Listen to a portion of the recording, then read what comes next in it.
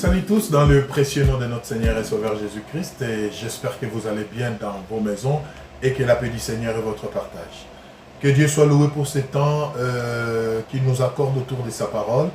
Nous voulons parler d'un sujet, d'un thème très important encore une fois, mais j'aimerais qu'avant toute chose nous puissions incliner nos têtes et recommander ce moment entre les mains du Seigneur. Père des gloires, merci pour ce moment que tu nous donnes. Parle-nous, enseigne-nous tes voies et rassure-nous, Seigneur notre Dieu, par ta parole, au nom de Jésus-Christ. Amen. Voilà, notre thème de cette fois-ci, c'est les acquis de la croix. Les acquis de la croix. Les acquis de la croix. Il est important, bien-aimés, que nous puissions comprendre que s'il y a une meilleure chose qui nous soit arrivée, c'est d'avoir connu Jésus-Christ comme Seigneur et Sauveur. Il est intéressant d'être devenu enfant de Dieu ou de chercher à le devenir. Mais il est aussi impérieux, bien-aimé, de comprendre exactement qu'est-ce qui s'est passé à la croix. Qu'est-ce que, en réalité, Jésus-Christ a accompli par sa mort et sa résurrection au profit de tous ceux-là qui croient en son nom. C'est très important. Pourquoi? Tout simplement parce que la Bible dit, vous connaîtrez la vérité et la vérité vous affranchira. Donc, quand nous connaissons la vérité, nous l'acceptons, nous l'intériorisons, nous la pratiquons, c'est en ce moment-là que nous devenons libres. C'est en ce moment-là, bien-aimés, que nous commençons même à expérimenter certaines choses.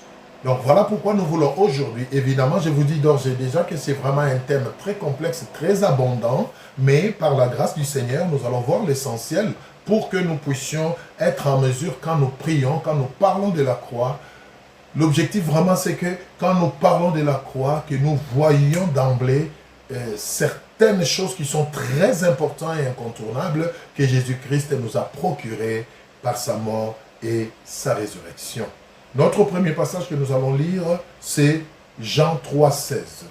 Un passage que nous connaissons nous tous. Nous connaissons nous tous, bien sûr, et qui va vraiment nous aider à comprendre cette notion. Jean 3,16. Qu'est-ce que la Bible dit?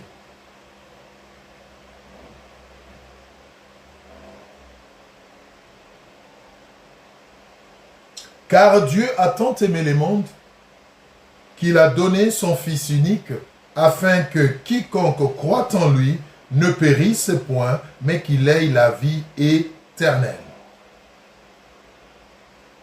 17. Dieu en effet n'a pas envoyé son Fils dans le monde pour qu'il juge le monde, mais pour que le monde soit sauvé par lui.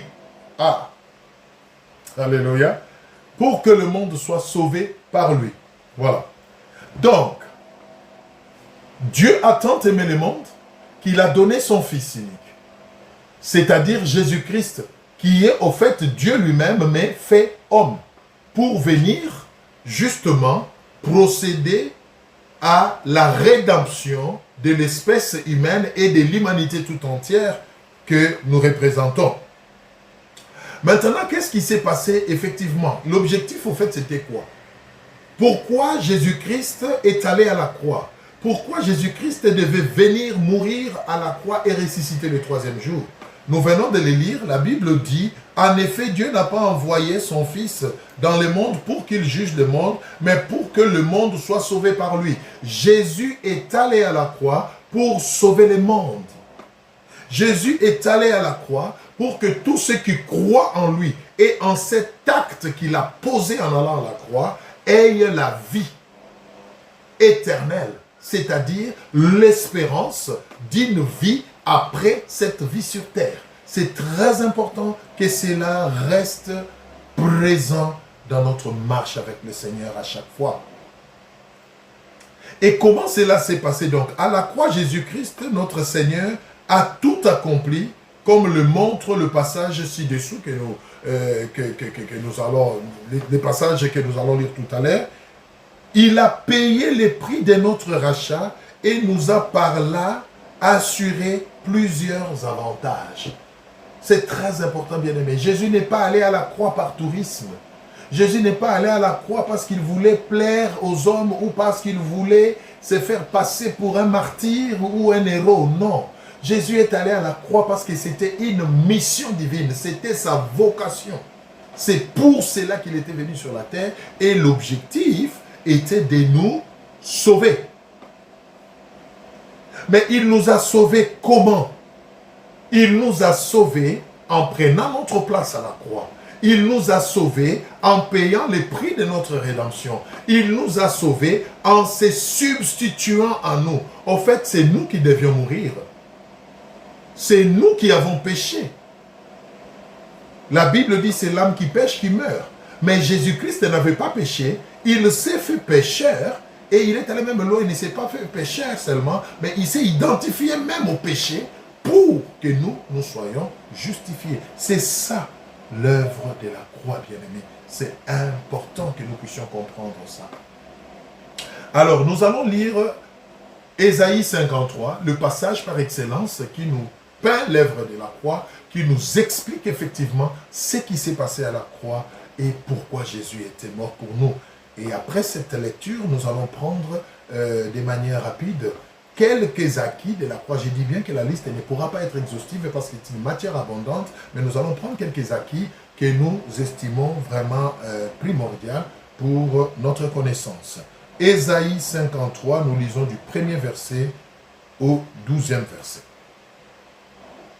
Nous allons aller doucement parce que c'est vraiment le texte principal qui nous explique tout. Et tous les acquis que nous allons énumérer, nous verrons que c'est dans ce passage. Ésaïe donc 53, nous lisons à partir du 1er verset. Qu'est-ce que la Bible dit? Ésaïe 53 à partir du 1er verset. Nous lisons du 1er verset au 12e. Qui a cru à ce qui nous était annoncé? Qui a reconnu le bras de l'Éternel? Il s'est élevé devant lui comme une faible plante, comme un rejeton qui sort d'une terre desséchée. Il n'avait ni beauté, ni éclat pour attirer nos regards, et son aspect n'avait rien pour nous plaire. Méprisé et abandonné des hommes, homme de douleur et habitué à la souffrance, semblable à celui dont on détourne les visages, nous l'avons dédaigné, nous n'avons fait de lui aucun cas. Cependant, ce sont nos souffrances qu'il a portées, c'est de nos douleurs qu'il s'est chargé, et nous l'avons considéré comme puni, frappé de Dieu et humilié. Mais il était blessé pour nos péchés, brisé pour nos iniquités. Le châtiment qui nous donne la paix est tombé sur lui. Et c'est par ses meurtrissures que nous sommes guéris. Nous étions tous errants comme des brebis, chacun suivait sa propre voie, et l'Éternel a fait retomber sur lui l'iniquité de nous tous. Il a été maltraité et opprimé, et il n'a point ouvert la bouche, semblable à un agneau qu'on mène à la boucherie, à une brebis muette devant ceux qui l'attendent, il n'a point ouvert la bouche. Il a été enlevé par l'angoisse et les châtiments. Et parmi ceux de sa génération, qui a cru qu'il était retranché de la terre des vivants et frappé pour le péché de mon peuple? On a mis son sépulcre parmi le méchant, son tombeau avec les riches, quoiqu'il n'ait point commis de violence et qu'il n'y eut point de fraude dans sa bouche. Il a plu à l'Éternel de le briser par la souffrance. Après avoir livré sa vie en sacrifice pour le péché, il verra une postérité et prolongera ses jours. Et l'œuvre de l'Éternel prospérera entre ses mains. À cause du travail de son âme, il rassasiera ses regards. Par sa connaissance, mon serviteur juste justifiera beaucoup d'hommes et il se chargera de leurs iniquités. C'est pourquoi je lui donnerai sa part avec le grand. Il partagera le butin avec le puissant, parce qu'il s'est livré lui-même à la mort et qu'il a été mis au nombre de malfaiteurs, parce qu'il a porté les péchés de beaucoup d'hommes et qu'il a intercédé pour le coupable. J'aime beaucoup ce texte et j'avoue qu'à chaque fois que je médite ce texte, que je le lis, je sens des frissons dans mon cœur parce que ça nous donne au fait, ça nous décrit ce qui s'est passé à la croix, pourquoi Jésus est mort, qu'est-ce qui est arrivé et pourquoi il devait le faire. Souvenez-vous qu'il est allé à la croix pour nous sauver. Parce qu'il fallait bien que le péché soit châtié. Et il a accepté de porter nos péchés et être châtié à notre place pour que nous soyons justifiés. Alors, quels sont les acquis? Quels sont les avantages? Les acquis ici, ce sont les avantages. Le bienfait de la croix. Premier bienfait que nous retenons, c'est le pardon du péché et le salut éternel. Premier acquis de la croix, le pardon du péché et le salut éternel. Nous venons de les lire, bien-aimés, à la croix. Nous venons de les lire dans Ésaïe 53. Vous pouvez prendre le verset 8 et le verset 18, vous verrez. Il a été enlevé par l'angoisse et les châtiments, et parmi ceux de sa génération qui a cru qu'il était retranché de la terre des vivants et frappé pour les péchés de mon peuple. Quand nous prenons le verset 12, c'est pourquoi je lui donnerai sa part avec les grands, il partagera les butins avec les puissants, parce qu'il s'est livré lui-même à la mort et qu'il a été mis au nombre de malfaiteurs, parce qu'il a porté les péchés de beaucoup d'hommes et qu'il a intercédé pour les coupables. Donc Jésus nous a pardonné nos péchés en les prenant à la croix dans sa chair, en souffrant et apportant la punition à notre place. Et de là est sorti le salut éternel. Bien-aimé, c'est important. Ça, c'est le tout premier acquis de la croix, bien-aimé. Et nous pouvons encore lire ça dans Actes 4, 12. Rapidement, nous allons prendre Actes 4, 12 pour voir cet acquis où on en parle encore avec les apôtres. Actes 4, 12, qu'est-ce que la Bible nous dit? Actes 4, 12. Il n'y a de salut en aucun autre, car il n'y a sous le ciel aucun autre nom qui ait été donné parmi les hommes par lesquels nous devions être sauvés. Donc Jésus-Christ à la croix a pardonné nos péchés et nous a sauvés.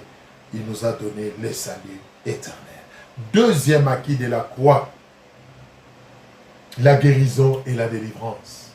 À la croix, bien-aimés, Jésus nous a guéris de nos maladies, de nos infirmités, de nos faiblesses, de nos carences, et il nous a délivrés des puissances des ténèbres.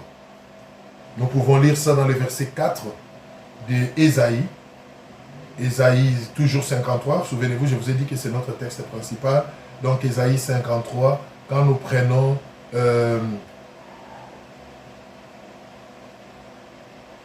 Ésaïe 53, quand nous prenons les 4e et les 5e versets, qu'est-ce que la Bible nous dit?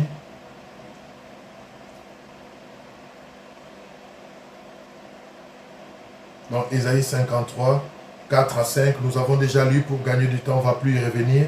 Donc la Bible dit, c'est de nos souffrances qu'il s'était chargé, et par ses meurtrissures, nous sommes guéris. Vous voyez?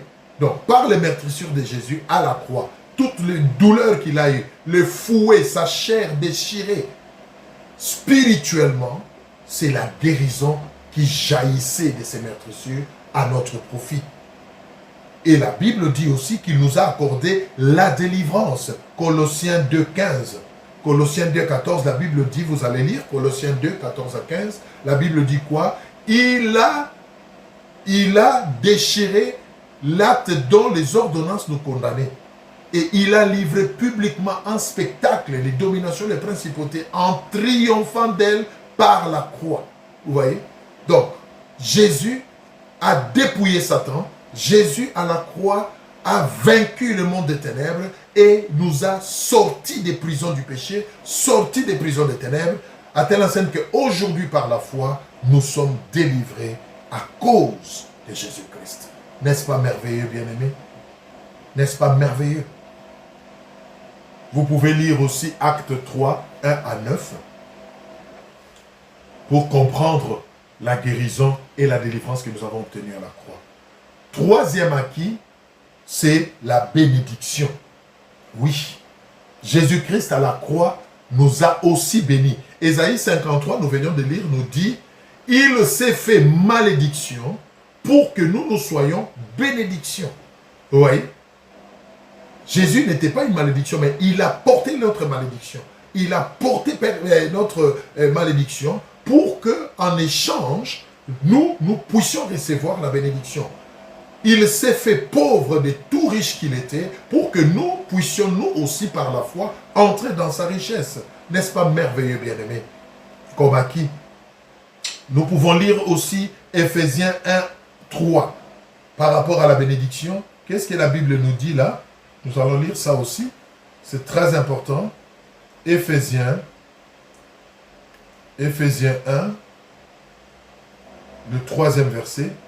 La Bible dit « Béni soit Dieu le Père de notre Seigneur Jésus-Christ, qui nous a bénis de toutes sortes de bénédictions spirituelles dans les lieux célestes en Christ Jésus. » Ouais. Donc, en Christ Jésus, nous sommes aussi bénis. Quatrième acquis, bien-aimé, ça aussi j'aime. Jésus-Christ, par la croix, il nous a donné le pouvoir et l'autorité. Il nous a donné le pouvoir et l'autorité. Colossiens 2, 14 à 15, nous avons lu. Il a dépouillé les dominations, les principautés. Il les a livrées publiquement en spectacle. Il leur a ravi leur puissance et il nous l'a donné.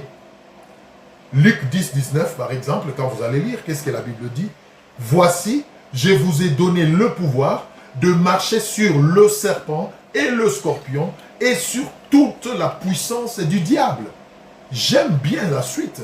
Et rien ne peut vous nuire. Donc, le Seigneur ne nous a pas seulement donné le pouvoir et l'autorité d'écraser l'ennemi, mais il nous rassure aussi. Il nous donne une garantie que rien ne peut nous nuire. Bien aimé, c'est merveilleux quand on comprend toutes ces choses, quand on les accepte et on les vit.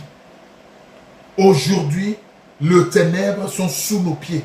Aujourd'hui, peu importe la puissance des ténèbres, au nom de Jésus-Christ, nous pouvons marcher dessus. N'est-ce pas une bonne nouvelle? Marc 16, 17. Voici les miracles qui accompagneront ceux qui auront cru. En mon nom, ils chasseront les démons. Oh, alléluia. Ils chasseront les démons. Ils imposeront les mains aux malades et les malades seront guéris. S'ils prennent un breuvage mortel, cela ne leur fera rien. Vous voyez? Ça, c'est le travail que Jésus-Christ a accompli à la croix pour nous. Ça, c'est ce que Jésus nous a légué comme héritage à la croix, bien-aimé. J'aimerais vraiment que nous puissions comprendre cela. Vous qui êtes peut-être malade, vous qui êtes peut-être sous l'oppression des puissances sataniques, vous qui êtes peut-être en train de vivre une malédiction quelconque, laissez-moi vous amener cette bonne nouvelle aujourd'hui, c'est que Jésus-Christ à la croix, il a brisé ces choses, il a changé la donne, il a changé la malédiction en bénédiction, il nous a donné l'autorité et le pouvoir, il nous a donné la guérison et la délivrance. Mais ce sont des acquis qui deviennent effectifs quand nous les acceptons et nous croyons que c'est ce qui s'est passé. Donc, cela nous amène à dire que la balle n'est pas du côté du Seigneur, mais c'est de notre côté. Lui a fait sa part. La Bible nous dit, avant de rendre le dernier soupir, Jésus s'est écrié, tout est accompli. Il a tout accompli. C'est comme une maman qui a bien fait sa cuisine, qui a dressé sa table, qui a tout fait. Tout ce qui reste à ceux qui sont affamés, c'est de s'approcher de la table et de se servir pour manger. C'est un peu ce qui s'est passé à la croix. Jésus a tout accompli. Nous venons de les voir. Il nous a donné le pouvoir, l'autorité, la guérison, le pardon, le salut. Mais c'est à nous maintenant, par la foi, de nous approcher pour saisir ces choses, pour y souscrire. Alors, ces choses commencent à se matérialiser dans notre vie. Toi qui te culpabilises toujours à cause de tes péchés, Toi à qui on continue toujours à dire, à répéter que tu es sous la malédiction. Voici une bonne nouvelle aujourd'hui. Toi qui ne dors pas, l'oppression, l'ennemi est en train de profiter de ton ignorance. Aujourd'hui, connais cette vérité et sois libéré. Aujourd'hui, connais cette vérité que la vie change. Lève-toi, réclame ces acquis, bien-aimés. C'est pour toi, c'est à ta portée. C'est pour toi que Jésus est mort. C'est pour toi que Jésus l'a fait. Mais tu dois t'approprier, t'accaparer de ces acquis et les déclarer de ta bouche. La Bible dit dans Apocalypse, ils l'ont vaincu à cause du sang de l'agneau et du témoignage de leur bouche. Nous devons déclarer ces choses. Nous devons confesser ces choses. Jésus-Christ n'est pas allé en tourisme à la croix. Jésus-Christ est allé à la croix pour une mission. Et cette mission, bien-aimée, nous a donné des retombées très importantes, bien-aimés. Mais ne peuvent en jouir que ceux qui croient et qui comprennent et qui se lèvent pour le déclarer. Bien-aimé, lève-toi. Lève-toi, tu as la puissance, tu as la victoire sur le péché, tu as la victoire sur la maladie, tu as la victoire sur la sorcellerie, tu as la victoire sur l'occultisme. Jésus-Christ t'a donné tous ces atouts. Approprie-toi de ces acquis. Et lève-toi pour que les choses changent. Et toi qui n'as pas encore accepté Jésus-Christ comme Seigneur et Sauveur, voilà une opportunité, bien-aimé. Pourquoi ne pas bénéficier de tels avantages, bien-aimé? Viens à Jésus, décide de lui donner ta vie aujourd'hui, afin que toi aussi, tu puisses bénéficier de ces acquis. Parce que souvenez-vous, ne peuvent jouir de ces acquis que ceux qui sont enfants de Dieu. Et sont enfants de Dieu, comme nous le dit Jean 1,12, ceux-là qui ont accepté Jésus-Christ comme Seigneur et Sauveur, qui croient en lui et qui ont reçu le pouvoir de devenir ses enfants. Toi aussi, tu peux devenir enfant de Dieu aujourd'hui, afin d'expérimenter toutes ces choses. Voilà la bonne nouvelle, bien-aimé, que je voulais partager avec toi. Sors de ton ignorance. Le diable t'a suffisamment contrôlé à cause de ton ignorance. Le diable, vous savez, c'est un profiteur. C'est un opportuniste. Quand vous lui donnez l'opportunité de faire quelque chose, il en profite. Mais quand vous vous ressaisissez, quand vous lui montrez que vous savez qui vous êtes, quand vous brandissez votre identité au nom de Jésus-Christ, il n'a pas d'autre choix que de fuir. Voilà pourquoi la Bible dit, résistez au diable et il fuira loin de vous. Nous résistons à l'ennemi justement en le ramenant à la croix, en lui brandissant tous ses acquis de la croix, en lui rappelant sa défaite et son échec, en lui rappelant Colossiens 2, 14 à 15, que Jésus, notre Maître, l'a dépouillé, l'a vaincu. Ce sont des choses que nous devons déclarer. Le diable veut entendre ces choses de notre part pour comprendre qui nous sommes. Mais tant que nous nous taisons, tant que nous ignorons ces choses, ou si nous les connaissons mais nous ne les déclarons pas, il en profite, il gagne du terrain. Voilà pourquoi aujourd'hui, il a pourri beaucoup de vies. Voilà pourquoi aujourd'hui, il continue à garder certains dans sa prison, dans les chaînes, à cause de l'ignorance. Lève-toi aujourd'hui que les choses changent. Lève-toi aujourd'hui, brandis ton identité d'enfant de Dieu. Et toi qui n'es pas encore enfant de Dieu, décide de le devenir, bien-aimé. La vie va prendre une autre tournure. Les choses vont changer. Car tu vas régner avec lui. Les acquis de la croix. La victoire en Jésus-Christ. Le pardon de péché. Pourquoi tu continues à te culpabiliser jusqu'à aujourd'hui? Pourquoi le diable continue à te retenir dans la culpabilité? Parce que tu ne sais pas que Jésus-Christ à la croix a pris ta place. Il a porté tes péchés. La Bible le dit. Il a payé par son sang. Bien-aimé, tu n'es plus condamné. Romains 8, 1 nous dit quoi? Maintenant donc, il n'y a plus de condamnation pour ceux qui sont en Jésus, bien-aimé. Ce sont des vérités que nous devons déclarer devant le diable pour qu'il sache que nous connaissons notre identité, afin qu'il ne profite plus de notre ignorance.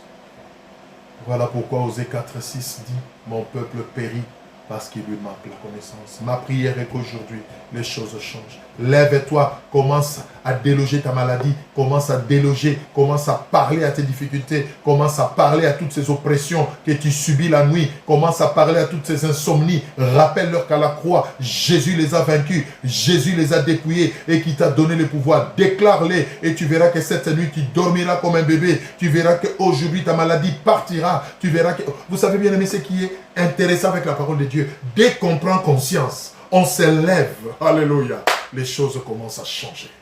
Lève-toi, bien-aimé. je t'encourage à te lever ce soir. Oh, alléluia. Nous allons prier. Je vais laisser du temps à tout un chacun de nous de prier pour lui-même.